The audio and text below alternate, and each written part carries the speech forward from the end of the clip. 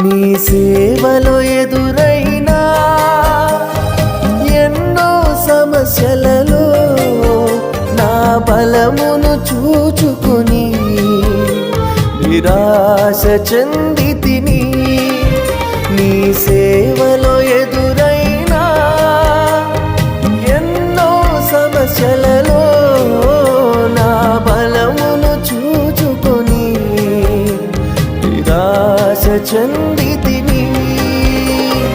భారమైన ఈ సేవను ఇక చేయలేనని అనుకొనగా, భారమైన ఈ సేవను ఇక చేయలేనని అనుకొనగా, ప్రధాన యాజకుడా యేసు నీ అనుభవాలతో బలపరచితివి.